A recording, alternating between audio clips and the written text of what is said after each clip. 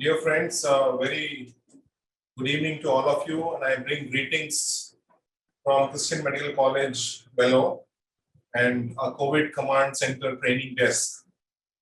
And as most of us are recovering from the second wave, and we are sitting back and reflecting from the lessons which we have learned and the challenges what we have faced, we have now a reasonable experience on the impact of COVID-19 in children. And we have been conducting some training sessions, and as you know that we have to be prepared in case there's a third wave. There's a potential for the impact on children, and as a matter of preparedness, it is very important that all of us at various hospitals, be it large or be it small, are well equipped with the skills and knowledge of managing the issue of COVID in children. And we are really blessed to have a very dedicated team who have developed protocols for the management of COVID-19 in children. And we have an expert nursing faculty from CMC who have been very proactively engaging in developing these protocols. And today's session, we have planned where our expert nursing faculty will be sharing their experience this evening on a COVID Pulse series. So I'd like to thank our team from the nursing services who have come together to put up this session this evening. And before we begin this session this evening, I'd like to share a short prayer by our founder, Dr. Ida Scudder, which she often said to gain strength from the Almighty. Let us pray. Father, whose life is within me and whose love is ever about me, grant that thy life may be maintained in my life today and every day, that with gladness of heart, without haste or confusion of thought, I may go about my daily tasks, conscious of ability to meet every rightful demand, seeing the larger meaning of little things, and finding beauty and love everywhere, and in the sense of thy presence. May I walk through the hours, breathing the atmosphere of love, rather than anxious striving. Amen. I now invite our moderators for this session, Dr. Bala Sitaraman, our nursing superintendent, and for some reasons we are missing Dr. Vatsala for this session, but in place of her, we have a deputy dean, Mrs. Alice Soni, who will be there in place of her to moderate the session. So over to you, the moderators. Thank you. Thank you, Dr. Thomas. Good evening, ladies and gentlemen. Mrs. Alice Soni and I will be moderating today's webinar, as Dr. Thomas said. I am pleased to have the opportunity to share our experiences pertaining to the pediatric COVID care management during the second wave of pandemic. I would like to begin by thanking God Almighty for enabling us to have yet another webinar on pediatric COVID critical care. I would like to thank Dr. Thomas Ram for having accepted my request to include this webinar in the COVID series organized by COVID Command Center. Special thanks to the Pediatric Nursing Department, Mrs. Mary Johnson, HOD, Mrs. Ruma Naik, former HOD, and all the faculty for their willingness to share their experience to the mission community, because this is the need of the hour. I am delighted to give a brief overview of the topic. We treated around more than 100 children with COVID during the first and the second wave, and nursing service was able to train and deploy more than 1,500 nurses, but did not offer special training to look after sick children. In countries where a significant proportion of adults have received COVID-19 vaccines, the proportion of children among new cases increases gradually. Reopening of schools and colleges may contribute an increase in the infections in children. Therefore, there is a need to prepare for any future sudden surge of COVID cases in the pediatric age group. In India, we are unsure of third surge. If in case the third wave hits children, we need to prepare ourselves to manage the crisis. Keeping that in mind, I requested the department to plan for training, and immediately they agreed, and we have started COVID critical care in-service training program for our nurses. Doctors also take part very actively with interest in training. When I suggested Mrs. Mary Johnson, HOD, to conduct a webinar, she agreed without any hesitation with her team. And there are 4 speakers going to talk today. They have chosen the topics very, very carefully so that the key points can be covered within 1 hour. And please post your questions in the chat box, and at the end of all the session, the speakers will answer. I will now invite Mrs. Alice Soni, the Deputy Dean, for introducing the speakers. Good evening, one and all. It's my honor and privilege to introduce 4 eminent speakers for today's webinar who have immense knowledge and expertise in the field of pediatric nursing. The first speaker is Mrs. Margaret Manoharan. She's a professor in pediatric nursing and currently holds the post of additional Deputy Dean. She's completed her undergraduate and postgraduate education in College of Nursing, Christian Medical College, Vellore.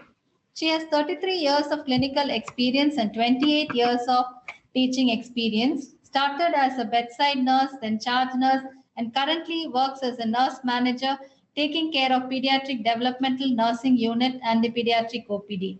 She is an IAP PALS trainer and an AHA BLS provider. She is going to speak to us on the assessment of a sick child. Over to you, Mrs. Margaret Manoharan. Thank you, Mrs. Alice, for your kind introduction. And good evening, one and all present virtually for this presentation. And I'm going to discuss a little bit about recognizing a sick child, especially a child with COVID-19. Okay. Why it is important when we talk early recognition of a sick child, and when we are trying to, this is one of the important role for our nurses. We are the first encounter to the parents and the children when they come and visit us, and when we are going to recognize it promptly and insist, some of the intervention we can do, some of the interventions we have to get help from others, especially medical people, that can really save a lot of life. So the assessment will answer the question, is this child is sick, not sick? Is sick, what to be done? And what is the first priority for this child? So for having a treatment plan and for doing good for the child, assessment is very, very important. The literature says some of the common illnesses like diarrhea, pneumonia, when a child is not treated, when we are just allowing some time, child will deteriorate fast. That will lead into respiratory, cardiopulmonary failure. In fact, even eventually to death also. And that also describes once the child gets cardiac arrest, and even with optimal effort at resuscitation, the outcome is not that outcome is not very, very good, and it is really a pathetic condition to see the child and the parents in that situation. On the contrary, if you are going to recognize a child is sick and initiate the management, the outcome becomes very good and we can prevent cardiopulmonary arrest. Early recognition and management of potentially respiratory, circulatory, or central neurological failure will reduce the mortality and also secondary morbidity in children. So for this we have to train our children, especially the nurses and especially the primary caregivers, how to go about with the assessment, pediatric assessment. So when you're talking about the pathway, how a child, even with the mother would have given history, yesterday my child developed running nose, today my child is having breathing and then distress. So what is the pathway of deterioration in a pediatric population? Any condition, what are the precipitating conditions leading to severe complication? Usually in whether COVID or any other situation, children are getting deteriorated with the respiratory, circulatory, or sudden cardiac arrhythmias. So with the respiratory distress or a failure, or in case of circulatory, different kinds of shock, which we are going to have the presentation shortly, will lead into cardiopulmonary failure, eventually to cardiac arrest. So our responsibility through assessment, when we do proper assessment at the respiratory child with respiratory distress or initial management and recognition of shock, definitely we can bring quality life into. We all know that brain cells survive less than 3 to 5 minutes. Otherwise, once the brain cells are damaged, very difficult to repair and it is lost. And pediatric assessment always talk about 4 important points. That is, evaluate the child when the child comes to you. Identify what is wrong in the child. Intervention may be simple. It's a very simple intervention. Also could have saved the children many times. And not only intervening, reassess whether the child problem is rectified or some other approaches should be done. So the triangle goes like evaluate, identify, intervene. This should be our take-home message for today. This is how we have to start the assessment for our children. So evaluation, first step, we have to evaluate the child as soon as the child reaches. It has 4 parts. We say PAT, pediatric assessment triangle, that is otherwise called initial impression. We don't have to have any instrument in our hand. As soon as we see the child, look for the child's appearance. Is the child is breathing or not? That's enough. Color of the child. We normally expect the child to be pink. Color of the child, that will talk the circulation part. And that should be taken within 30 seconds and take the primary assessment. 2 more aspects are added. That is ABCDE approach talks about little bit of disability and exposure. And with this we will be discussing in the next few slides. And then goes with the secondary assessment. If the child is not that sick, we can still do little more detailed assessment. It goes on sample history collection. It's called focus history. And still we can go ahead with head to toe and system examination. Finally, that goes into investigations. So to make the proper diagnosis. Identify. Once the patient is evaluated, identify, recognize what type of illness. Usually in pediatric, children will come with 2 respiratory or circulatory problem in case of sickness, and the child is very sick. So when you're identifying the child is having respiratory or a circulatory problem, you have to identify what type of problem is it, how severe it is. For example, if a child has a respiratory problem, is it an upper way or lower way, or it is a parenchymal or disordered control of breathing?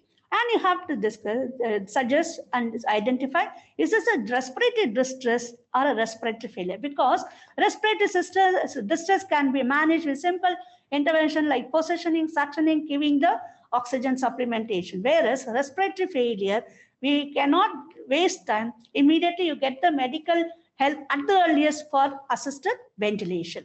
Circulatory, again, you have to know what type of shock is this, because management of shock is not common for everything.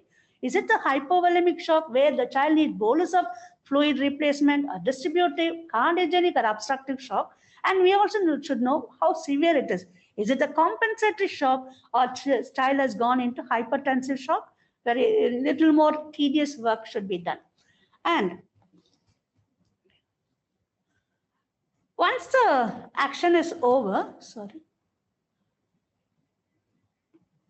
once the action is over, you have to see simple kind. We have every step of assessment, we have to look for any intervention is possible. For a child who is not able to breathe, or having breathing difficulty, and a young child's tongue would have fallen back, just simple positioning or head tilt position, that's more than enough. Or gives a little bit supplemental oxygen through mask or the tent, or start initiating the fluid bolus. Sometimes children with the respiratory distress require nebulization as a recovery, or in severe cases, when the heart rate is less than 60 or the respiration is less than 10, we can initiate the CPR also. With that, it varies with all the categorization and also with the severity of the illness. Getting into little more details of initial impression, we said initial impression using our visual and auditory should take 30 seconds. We have to look for appearance. In appearance, is a child normal, or child is comatose or irritable, non-consolable by the mother? We have to check. Workup breathing, again, you have to look. Is breathing is increased or normal or not at all present? And any abnormal sound like child is having grunting or child is having wheezing, that and all talk whether it's an upper or a middle or the lower airway tract infection. Looking at the color of the child, color normally it should be pink, whether the child has any mottling or child is deeply cyanosed. On primary assessment, there are a few things we have to airway. When you do the airway assessment, assess and classify. Look, listen, and feel. That is the initial thing we'll be doing to look for an airway. When you look for an airway is clear. Is it maintainable or it is not maintainable? If it is maintainable, just do head tilt so that child airway will be a little more open. Child will have better breathing. Not maintainable, immediately we cannot take time, waste time. Put the child on ET tube. Breathing, we have to look. What is the respiratory rate of the child? Normal, increase or decrease, or no breathing at all? Is the respiratory effort? Child is using effortless, or child is using all accessory muscles for respiration. Sometimes head bombing and seesaw respiration may be present. That and all will indicate child is having severe respiratory problem. Breath sounds, any abnormal sounds present, finally goes to saturation. Some of us immediately look into saturation and say child has respiratory problem. You have to get into the steps of checking 1 minute respiratory rate to saturation. Anytime when the saturation is above 94, 95, child is normal. Otherwise, child needs definitely respiratory supplementation. So what is the alert here? Nursing alert. Any respiratory rate of a child less than 10 or more than 60 indicate child is not normal, child needs immediate intervention. And also looking at the circulation, there are a few points we have to look. What is the heart rate of the child? How is the rhythm? Is it a regular or irregular rhythm? Pulse volume is good. Capillary refilling time is more than 2 seconds. What is the blood pressure of the child? Usually blood pressure, we keep it as a last one because in children, blood pressure is not the first indication to rule out child is in shock. Mental status of the child. Child is irritable, unconscious, not consolable. And since skin perfusion, whether it's skin perfusion, skin color is normal, capillary refilling times are normal, and you should just inquire the mother output. Child's output, it's normal, or child is not passing urine at all. So that will tell child circulation system is good enough, or child needs immediate support like giving bolus.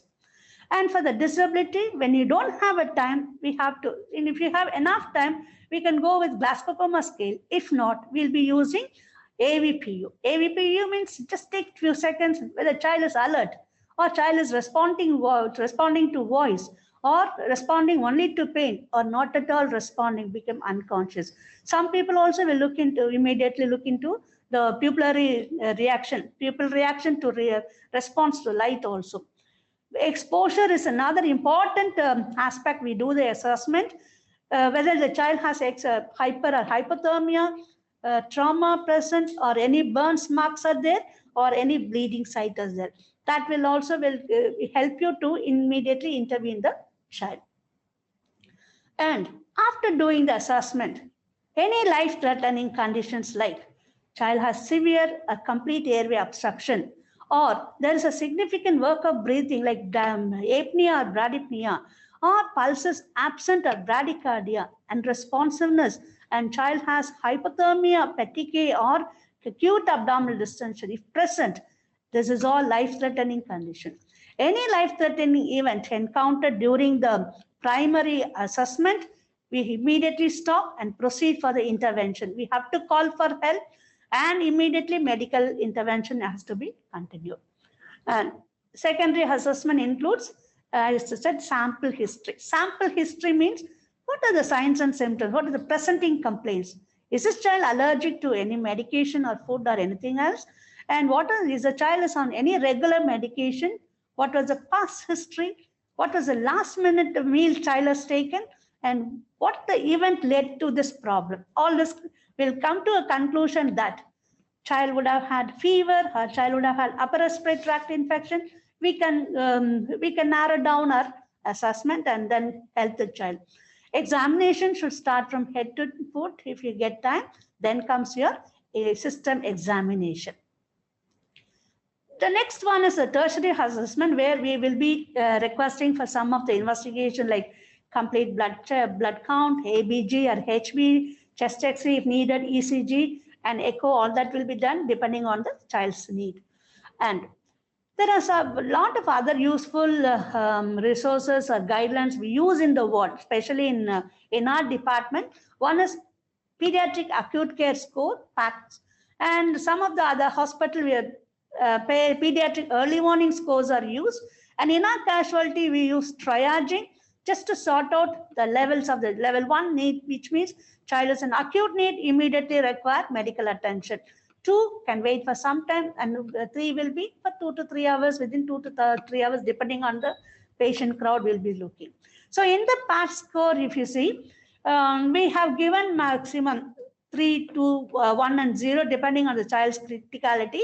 Using this assessment, every 4 hours, child will be, the therapist, the nurse will be doing the assessment. Based on this assessment, in CMC, we say PACS score 4, less than 4. Child needs Q4H monitoring. Child is okay, but need monitoring. But 4 to 6, child needs 2 hourly monitor, and we have to give a clue to the doctor, this child is deteriorating. But definitely the score becomes above 6. 1 hourly monitoring to be done and should have seen by the consultant, and immediate attention should have been taken for these children. That is how we say we pick up the sick children, even if they're getting admitted in the ward, able to help them. Thereby, we are preventing further complications. In conclusion, rapid assessment done by the nurses and appropriate initial interventions, it improves the survival in children.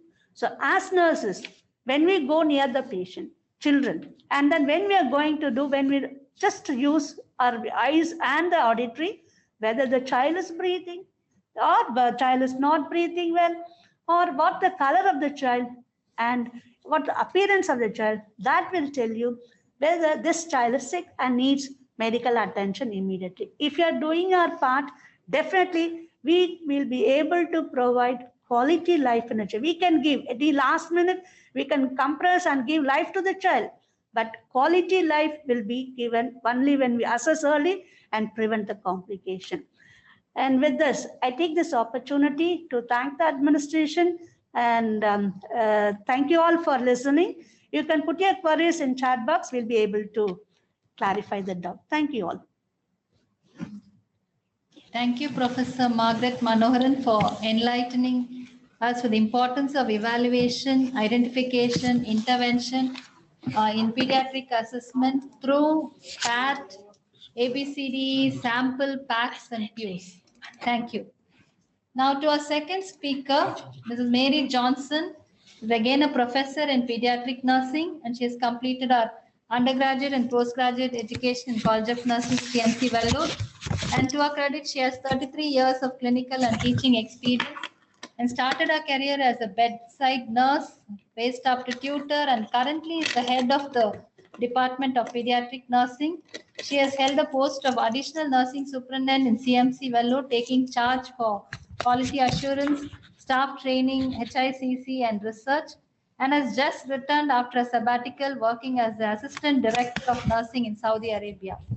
She is now going to speak to us on the management of children with respiratory distress. And over to Professor Mary Anvarasi. Thank you very much, Mrs. Alice, for your kind words.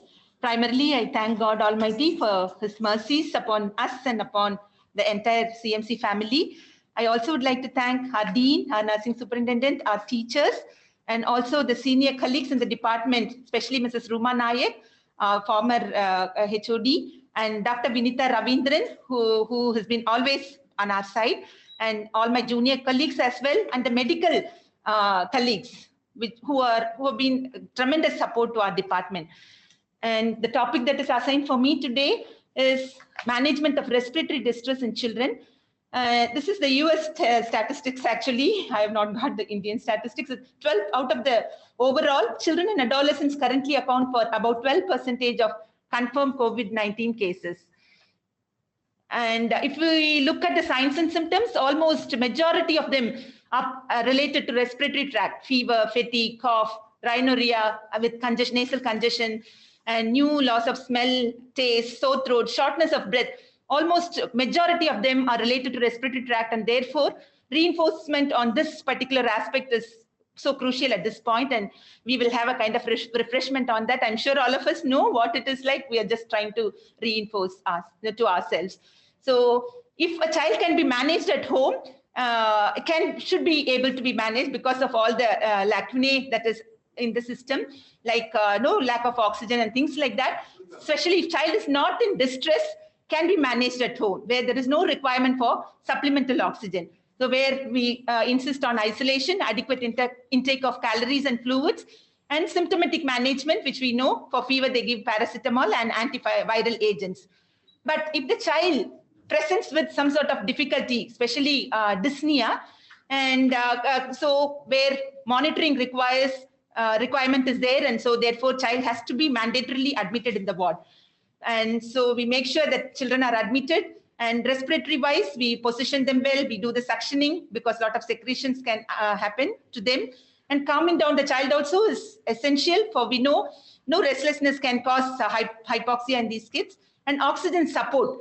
If child is not in distress, then we can go for low flow oxygen devices. Which are the low flow oxygen devices? Why do we call them as low flow oxygen devices? Because the inspiratory flow rate is it's less than the child's usual inspiratory flow rate, which is 35 to 50 liter per minute. So oxygen via low flow, which is usually nasal cannula and the mask.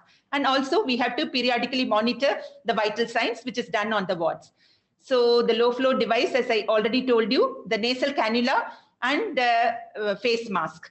So nasal cannula, we can give up to 4 liters per minute, which we all know already. When we administer oxygen through nasal cannula, which offers 30% to 40%, we must make sure that the oxygen is humidified, because oxygen is dry and therefore we must humidify and give. Usually we give less than 2 liters per minute for children below 2 years, and more than 2 years, we bump up, maximum of 4 liters can be given. And different sizes are available for neonates, infants, and a child. And when we select, we must make sure it is not more than 50% of the nace, because we don't want obstruction to happen. Already secretions may be there and we are clearing it out yet.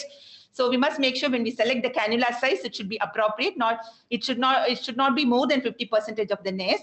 And also we must make sure that the nasal cannula is changed every 3 days. And humidifying oxygen is very, very important. Nasal care, oral care, suctioning. And before connecting the cannula, we must make sure that oxygen is filled up, and then only we put it on the nostrils and we fasten them with the adhesive. And we all must be knowing this again, where if we give 1 liter of oxygen per minute in the nasal cannula, child will get in addition 4% above the 21% room air. So if we give 1%, then it is 21 plus 4, that is 25. If we give 2 liters, then it will be 29, 3 liters, 33, and it goes on like that. So maximum 40% oxygen child would get when child is on nasal cannula. And the other mode, we know it is the oxygen mask, which is the low flow again. There should be an oxygen, we can see it over the diagram that is put up there, oxygen inlet, and there is an expiratory port. And when we select mask, we must make sure it is snugly fitting. So the sizes should be appropriate. Otherwise, it's not going to serve the purpose in any way. And this also offers around 30 to 40. So both nasal cannula and low flow oxygen, the other one, which is the simple face mask, will offer only 30 to 40%. And here we can give up to 6 liters, 4 to 6 liters. So when we use this mask, we must make sure alcohol-based swabs are not used. Only they are washed with soap and water. Preferably they are single-used ones. And I'm sure we all know that it should not be used between patients to prevent cross-infection. And we must be cautious about fire hazards as well, because oxygen flow is there.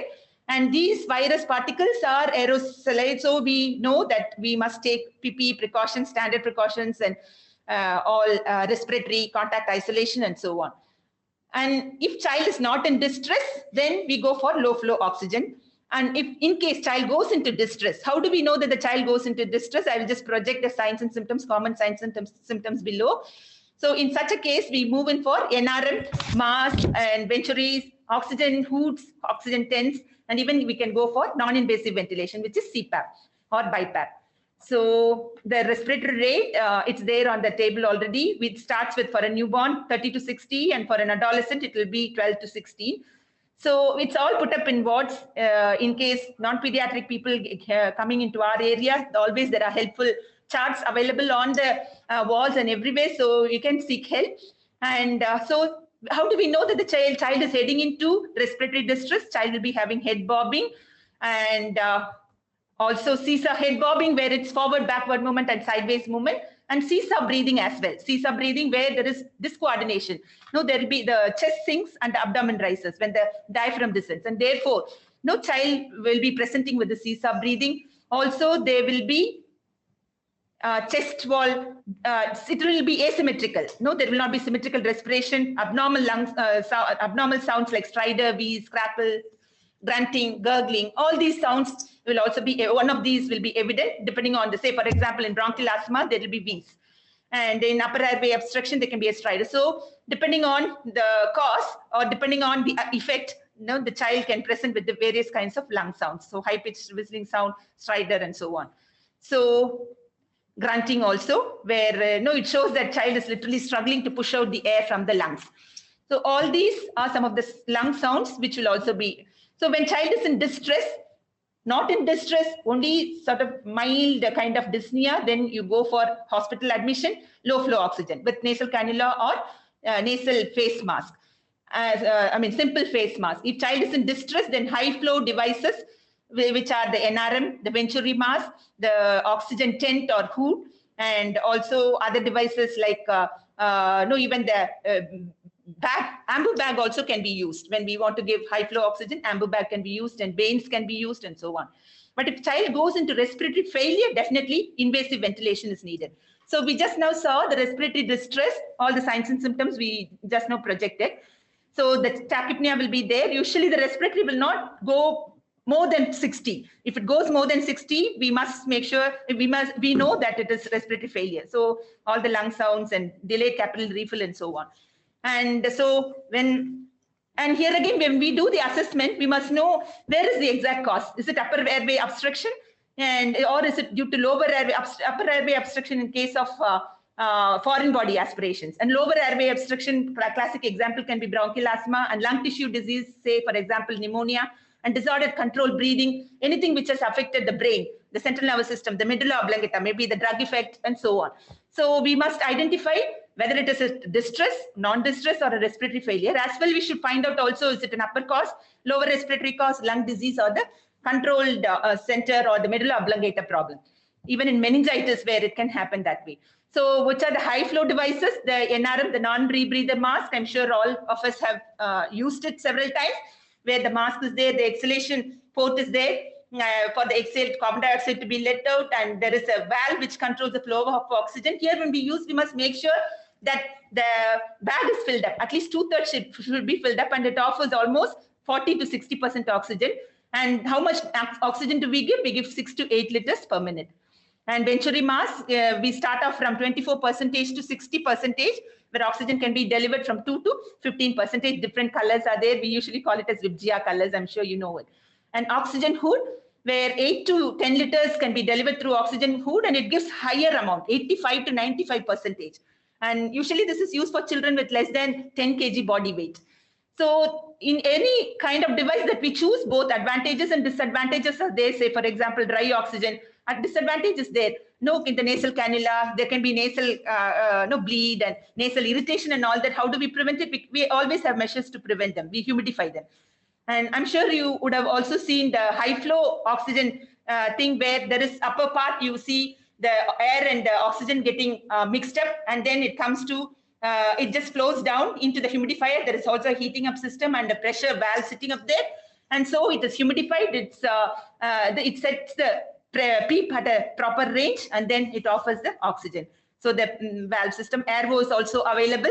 It follows all this kind of principles: heated up, humidified, inspiratory, demand submit, and functional residual capacity is also kept in proper range, and it's lighter, and also oxygen dilution is there, and the washout of dead space is also well taken care. There are contraindications, and especially when these children are on high flow oxygen, we must make sure these complications are looked upon. Abdominal distension, pressure areas, and blockage can occur due to the secretion collection and also pneumothorax. So you must be alert enough to find out in the early stage or prevent by and large. And self-inflating bags, ambu bag, just ambu bag alone, if we use without oxygen source, it will give up to 50%, and if we connect the oxygen source, it will give up to 100%. And I'm sure you know the pop-up valve and the ambu bag connected to the reservoir bag, and also oxygen source is there. And we have one more valve sitting up there. So about the ambu bag, and self-inflating tube also can be used. So besides this, in case with all this, you start off with low flow, child is not picking up well, and then goes into respiratory distress. What's the difference between respiratory distress and failure? I just want to reinforce 3 important differences. One is that the respiratory rate in distress will be less than 60, whereas in failure it will be more than 60. Despite giving high flow oxygen, the child's saturation will not pick up in respiratory failure. That is when we know we have given high flow oxygen and still child's respiratory, the saturation is not picking up. Then child has gone into respiratory distress, which requires invasive ventilation. And the third one will be GCS usually drops below 8 in case of respiratory failure. So with these 3, we must be able to identify whether the child has gone into respiratory failure, and we should be able to do the invasive ventilation, and for which the child should be hospitalized in the ICU. And also other modes like high frequency ventilators, ECMO, all those are also available. I'm just trying to skip. And I'm sure you all know what all to monitor when the child is on ventilator, like oxygen saturation, respiratory rate, depth, effort, lung sounds, ABGs, oxygen flow, even the lactate levels, and the CBS like pulse, but blood pressure, capillary refill time, and CNS level of GCS is checked, and renal output also to be monitored, because we don't want these children to head into shock. So monitoring all these, and side effects of non-invasive ventilation, which includes gastric distension, leakage, pneumothorax, all this also should be monitored. And almost all of them are sedated with MIDAS. ECMO, I can pass on these slides because of the shortage of time. And so all this, and drugs also, we must ensure we touch on the drugs also. They are given antiviral drugs, they are given antibiotics and antibodies like monoclonal antibodies. They are given corticosteroids and methylprednisolone, and also bronchodilators in case of bronchial asthma. And gamma globulins also, effectiveness now is not that much clear, but gamma globulins also can be given for supporting the immune system. Infection control measures are also very, very important. Standard precautions, contact and respiratory precautions. N95 mask must be worn by staff. Concurrent disinfection, terminal disinfection, linen being soaked in 7% Lysol, antiviral filters being used in the ventilators, UV and chemical disinfection of the room, and fogging, actually, because it's aerosol kind of situation, fogging may not be that good. So we can go for UV and chemical disinfection with 1% Dakins, and advise the parents also to wear PPE and hygiene measures. All this should be kept in mind. Thank you.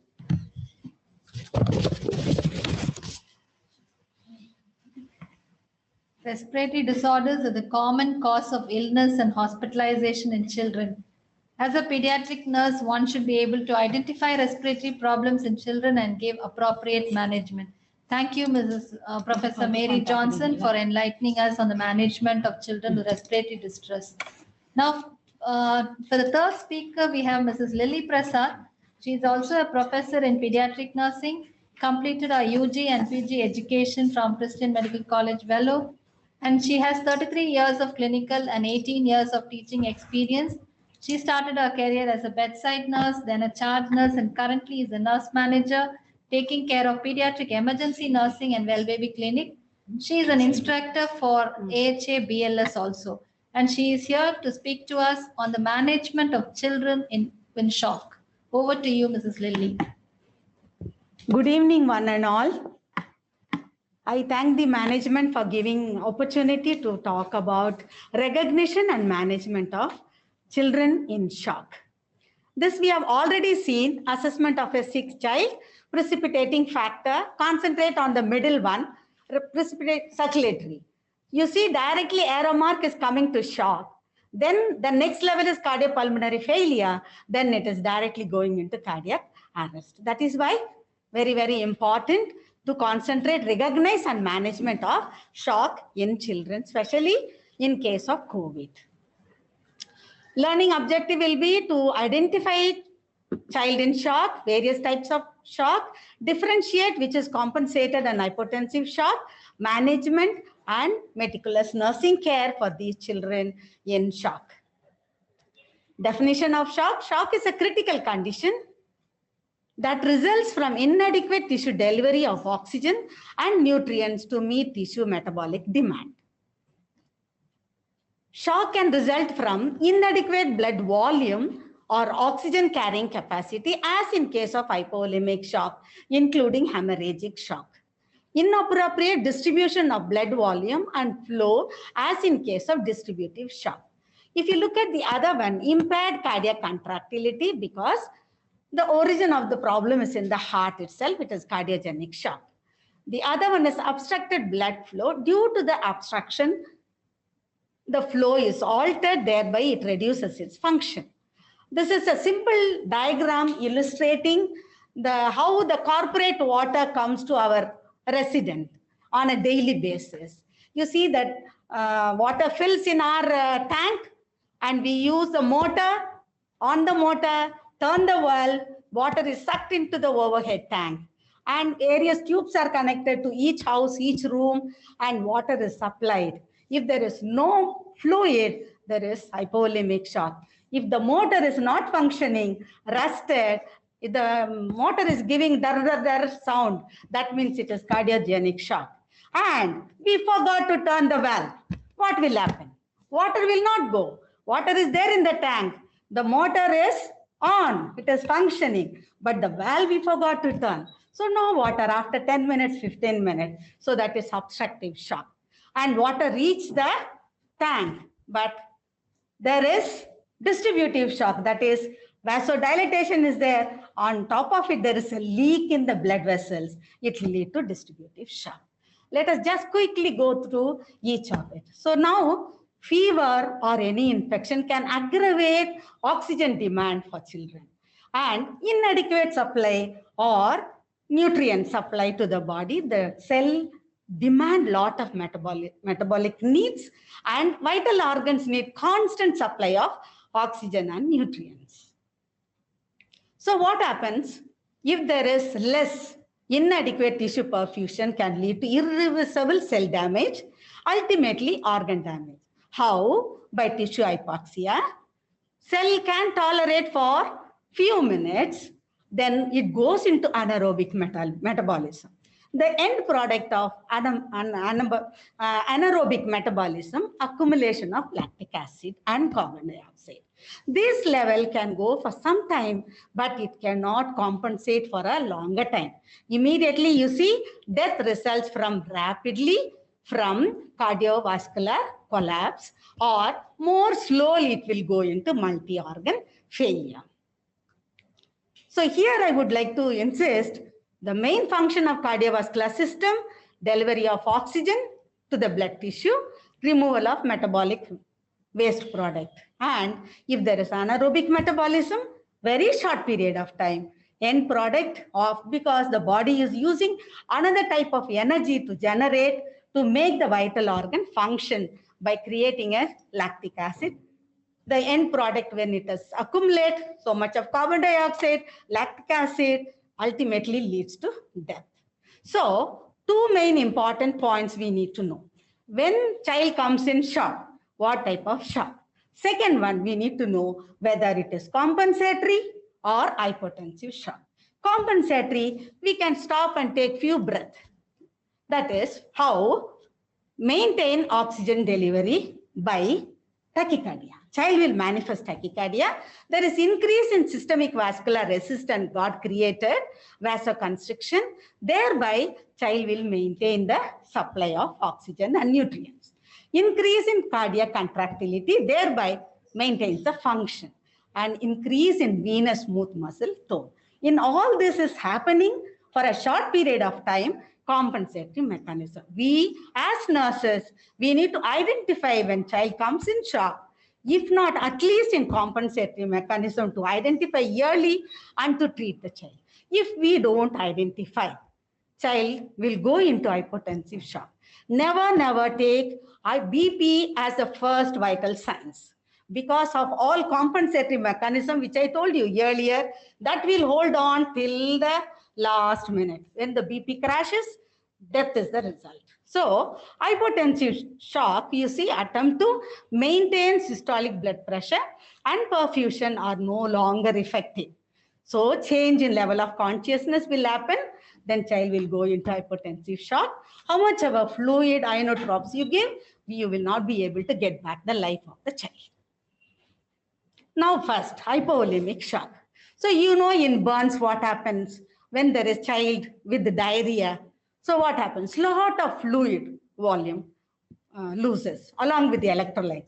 So what is the main reason here? There are so many. Diarrhea, vomiting in our country, if you take diarrhea, vomiting and hemorrhage sometimes, an inadequate fluid intake and maldistribution of fluid in the body. All this cause hypovolemic shock. And what are the signs of hypovolemic shock? Look at tachycardia. That is the first sign. It pops up first. So we need to identify tachycardia immediately.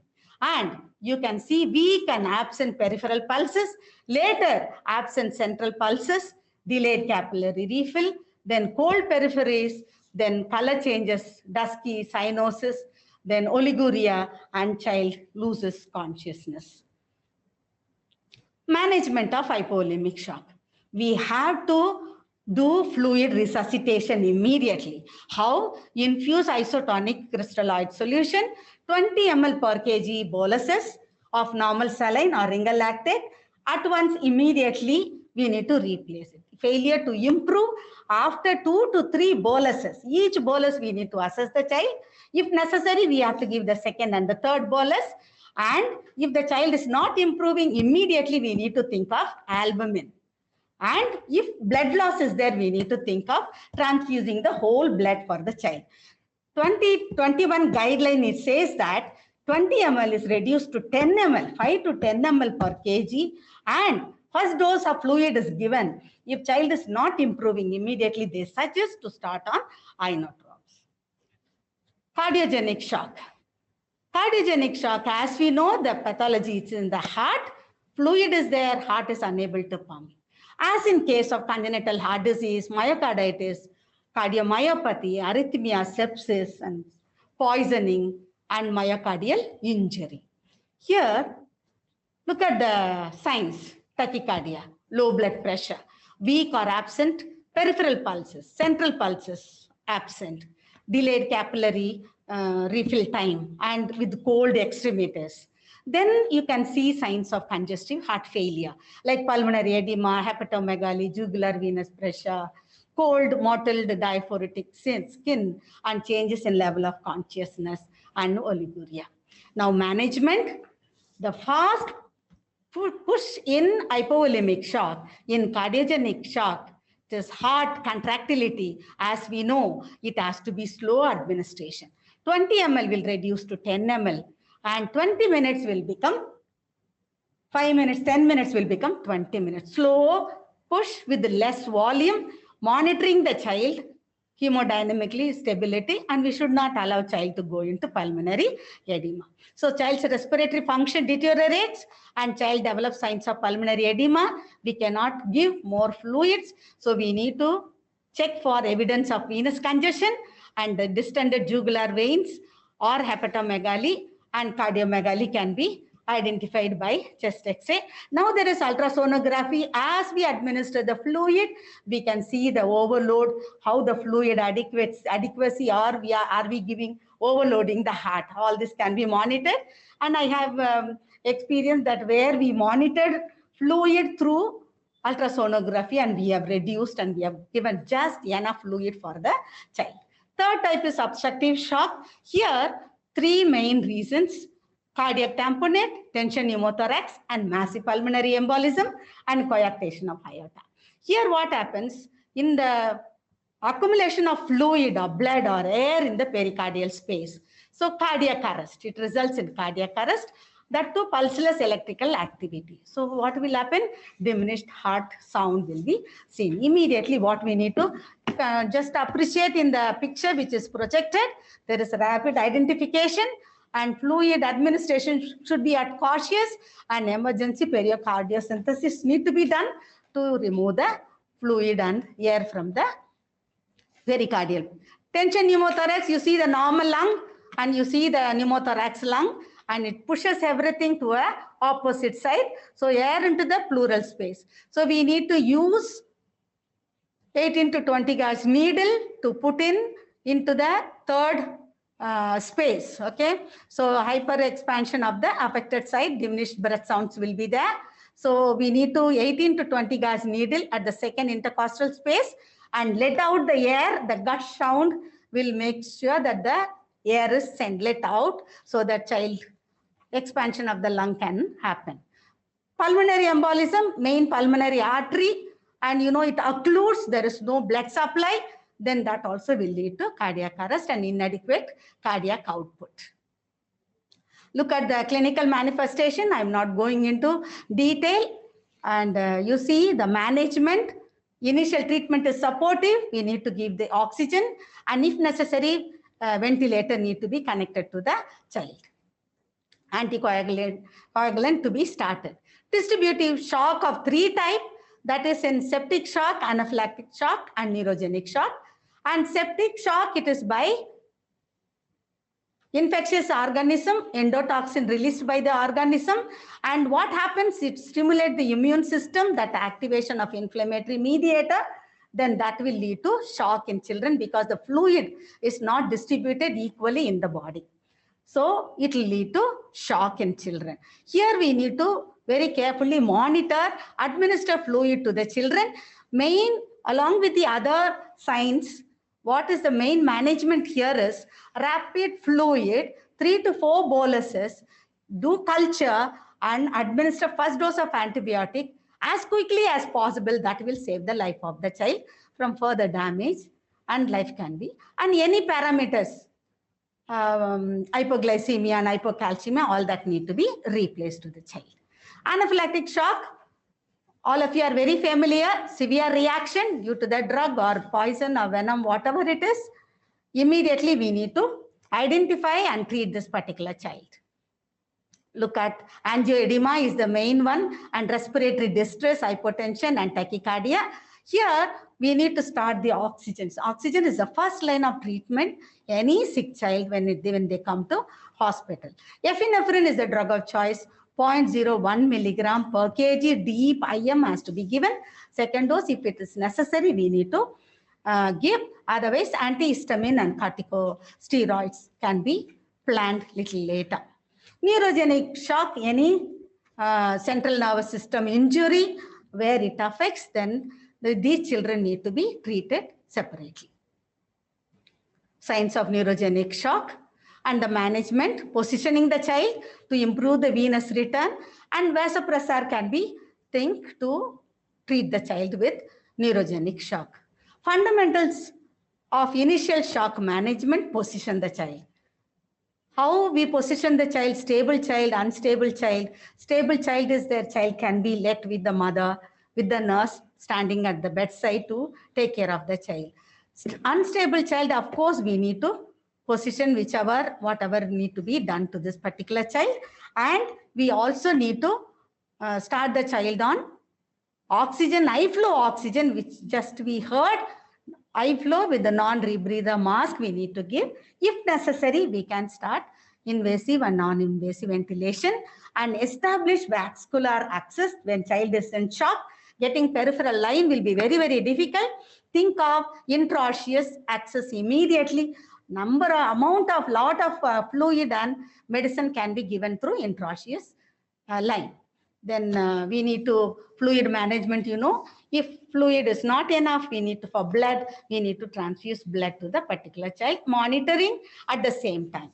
And along with the other fluid and oxygen, invasive, non-invasive ventilation, antibiotic and all that, monitoring hemodynamic stability, time to time reporting and documenting, which is very, very important aspect. And perform frequent reassessment, which is good.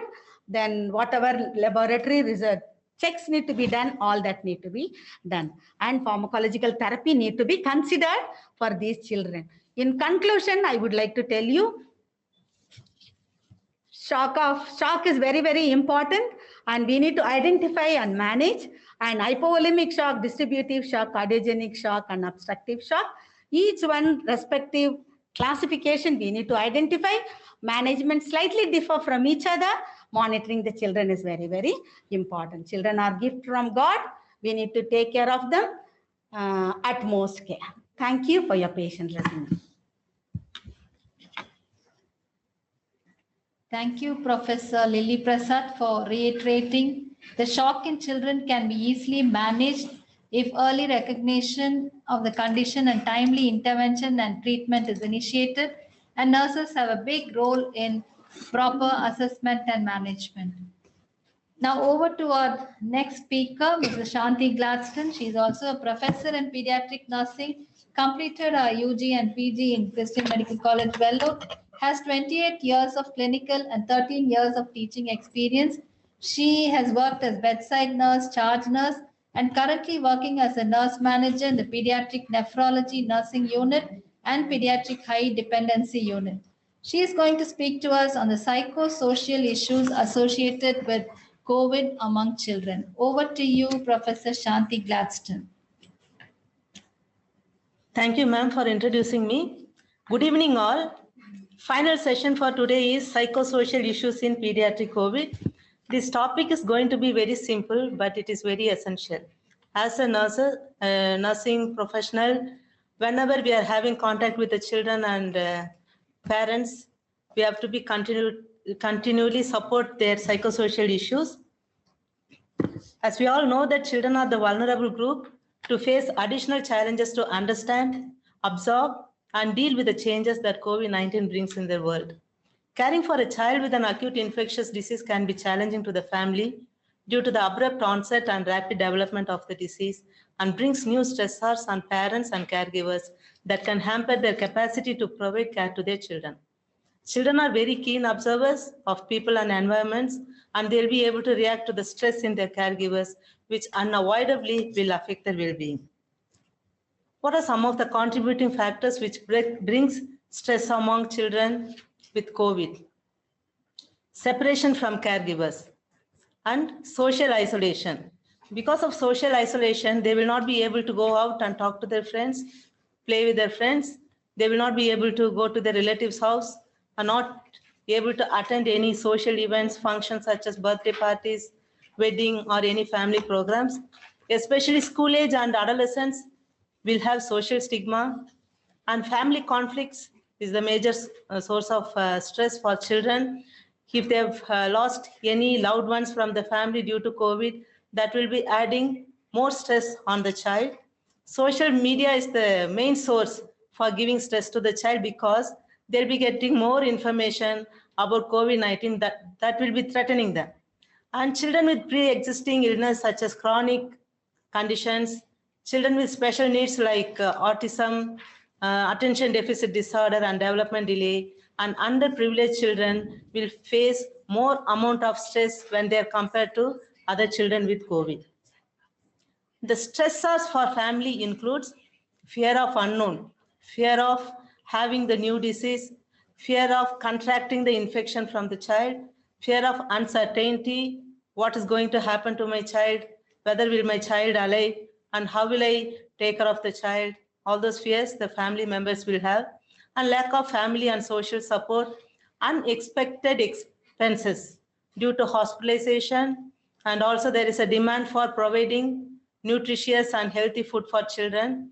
And in some family, due to physical workload, some parents or family members may not be able to balance between the work and official work, taking care of the child and taking care of the family. They may be stressed out doing that. And some family members will be having a temporary job like daily wages and unskilled worker. Due to the quarantine or isolation, they may be losing their working days or job. What are some of the reactions of young children towards COVID? They may throw temper tantrums, fussy and winning behaviors, very aggressive, maybe hurting themselves and others. They may not show interest to play. They may have regressive behavior like thumb sucking, wetting the bed, and clinging behavior. They may have sleep disturbances and frequent nightmares. Older children may experience disappointments when things are not happening what they are expecting. And they may have curiosity about getting to know about COVID-19 by looking at the internet or Facebook or whatever, WhatsApp, and that will be causing stress to them. An unusual fear, especially fear of death, that causes them frustration, nervousness. They may have headache or abdominal pain with no physical reason. They may be disconnected from the family or withdrawn from the family members, alteration in their daily routines, non-compliance, defensive and delinquent behavior. How family and parents express their stress. They may experience feeling of inadequacy, increasing sense of sadness, sleep disturbances, caregivers withdrawal. They may show anger on the child or to the family members. They may have worry or panic about the disease. They may have suspicion and uncertainty, helplessness, feeling of insecurity. They may be blaming themselves, saying that because of me, only child has got this disease. Imprisonment due to lockdown or quarantine. They may not be able to manage their stress, intolerance, and boredom. What are the impact of COVID on child and family? Child may be mistreated and they may be neglected by the family members, even by the parents, neighbors, and from the community people. And gender-based violence, exploitation, abuse in terms of physical, emotional, and sexual abuse. They may tend to develop psychiatric disorders like depression and suicidal tendency. These are the common disorders that may be developed among school age and adolescent people. Family may have family disruption. They may be blaming each other because of mother only child got or because of mother-in-law. All those problems come. Conflicts will come into the family. Financial burden, they may have to sell their property and all the things what they have. Depression and lack of control, parental self-doubt, avoidance or rejection, psychological fatigue.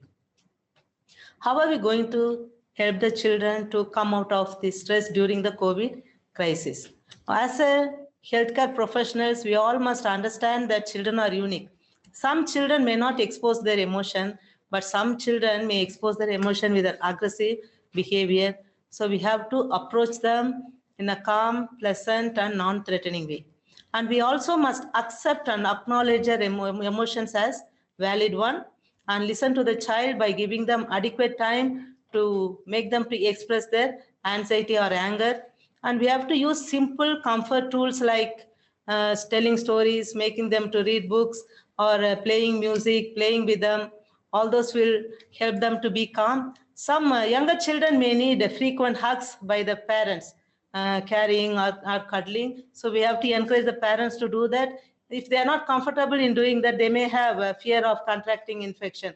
In that case, they can wear a mask and close it to the child and sleep with the child. And reassure the child by saying that they are protected and safe, they are taken care of. And try not to alter their routines, make them to continue with their normal routines, and encourage them to have social interaction by making phone calls to their family members, friends, and the relatives, and tell them to restrict the time in spending in front of social media, because by knowing the COVID-19 information, they'll be stressed up. And provide them with good rest and sleep. Communication is the major intervention. We have to be very careful when we are communicating to the child. Always we have to talk to them at the level of the developmental age. Do not give excess information on COVID, and that will give them stress. And whatever information we are giving, we have to be honest and truthful, and give adequate time for them to ask questions, and allow them some amount of independence to function. And we have to make sure that they are all protected by all type of violence, abuse, and exploitation. What about intervention to the parents? We have to tell them to take adequate time for self-care, eating, sleeping, or taking rest, and teach them to manage their own stress, And we have to tell them to be kind to self and others so that they can keep themselves calm, and tell them to have limit on the amount of news about COVID-19. And we also have to tell them that the stress is going to be for a short time. The problem is temporary, so they should have let go attitude. Encourage them to enjoy each day with the child by spending their time talking to the child and carrying the child. And we have to teach them and make them to practice coping skills, listening to music, whatever is convenient for them, and tell them to stay connected with their family, friends, and relatives virtually, and tell them to accept that their feelings are valid, but not to fight with their emotions. Then home care is very important. They may have fear of transmitting the infection. So we have to be talking to them on prevention of infection by telling them to have proper social distance, and the infected child can be placed in a separate room. It may not be possible in all the house. So at least 1 meter distance they should have with the child. Whoever is contacting the child or carrying the child should have wear a mask. And we have to teach them the technique of wearing mask and frequent hand washing. We have to tell them, teach them and demonstrate to them all steps in hand washing and masking. We have to tell them, and cleaning of surfaces, the frequent touch surfaces, how to clean the toilet, how to clean the contaminated laundry. They have to use a bleaching solution, how to prepare the bleaching solution. All those we have to be talking to them.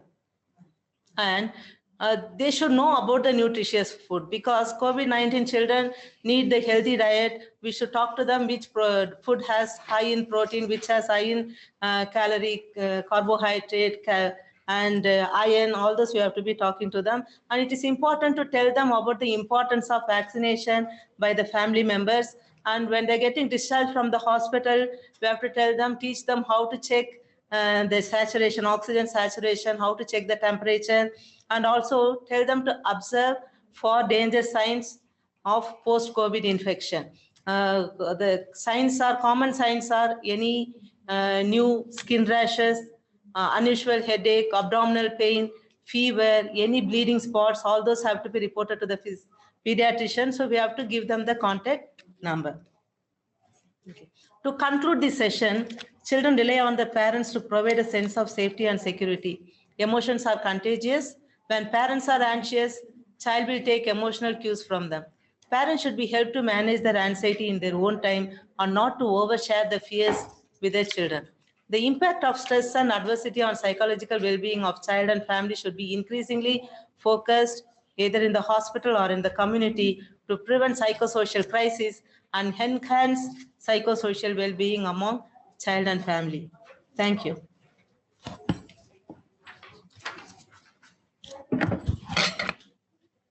The COVID-19 pandemic has unfolded a tsunami of challenges for mankind over the past 19 months, and it is now important to bounce forward for a new normal. God forbid, we need to prepare for our children, especially to prevent this third wave. Thank you, Professor Shanti Gladstone, for giving us the information on how important it is to keep our children safe. Thank you. And we have come to the end of our webinar. There is one question which I would direct to Professor Mary Johnson. Which antiviral drug is used for children? Actually, it is decision is made case by case, so discretion is based on that. But in our unit, we have seen on 3 children they had used remdesivir, 5 mg per kg per day as initial dose, and then they taper it to 2.5 mg per kg per dose over 5 days. Actually, children can develop acute renal failure, so we have to monitor the renal function test. Other than that, different institutions follow different regime. In my knowledge, I suppose lopinavir or ritonavir, 75 mg per meter square BD. And in these children, they have to be monitoring them for nausea, vomiting, diarrhea, and also hepatic impairment. And hydroxychloroquine also is being used. It's said to be very effective antiviral agent, 6.5 mg per kg once weekly. And so these are the commonly used: hydroxychloroquine, remdesivir, Ribavirin is also used, 400 to 800 mg per kg, and lopinavir, ritonavir, all these drugs. So it's all institutional based decision as well case by case decision. In our institution, we have used remdesivir for 3 kids.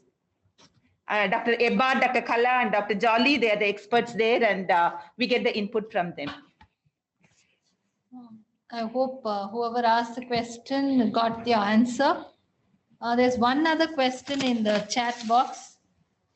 That is, if my baby is having a serious cardiac condition and is on inotrop, which alters heartbeat, my baby might not cooperate with IV line and lines will get blocked. What to do? Can I direct that question to Professor Lily Prasad?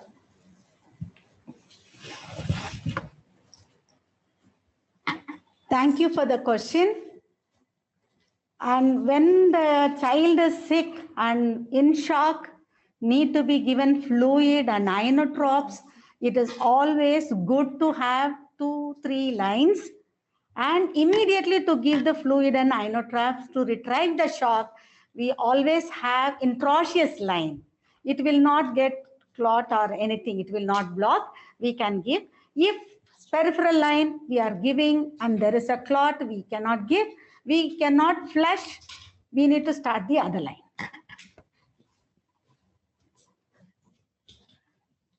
Thank you, Mrs. Lilly, for that answer. There's one more question. Children developing aphthous ulcers after fever on second day in children. How to monitor these children for late complications? Mrs. Margaret, would you like to take that question? Ulcer after fever on the second day. Yeah, any child for that matter, child will be admitted. Child should be in, under the monitoring. And Q1H, as I said, Q1H, severe cases, sick patients. When we use a Pew score or when you're doing the other systemic assessment, you have to do Q1H monitoring, vital signs to be included. And also when the within the normal range, if it is not there, it should be immediately intimated to the physicians, whoever is there, and for the further management. So hourly monitoring, especially on the spike and also the condition of the child, especially the respiration and the circulatory condition, circulation, these two we have to monitor and we have to have a record of it. Any deterioration, we have to report it immediately. Thank you. Now may I hand over to Dr. Bala Sitaraman. I would like to thank all the participants for your patient listening. And those of you who are interested to get the PPT, also we can post, can be posted. So we will do that through the department. And I would like to thank all the senior experts for talking on the important topics. And also I'd like to thank the Department Telemedicine for coordinating all this. And I once again, I'd like to thank Mrs.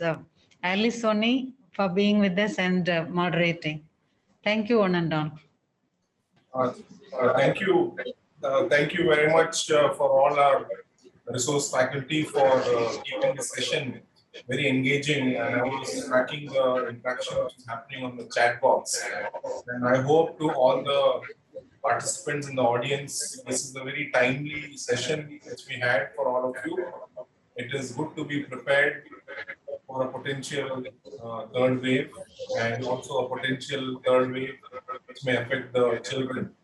And as we have been posting, we had one session also on the medical management. The link we have posted on the chat box. And I hope this has been very useful for all of you. And thank you for all the support team who had made this webinar very, very useful. Thank you once more for the whole nursing team on behalf of the institution and COVID Command Center.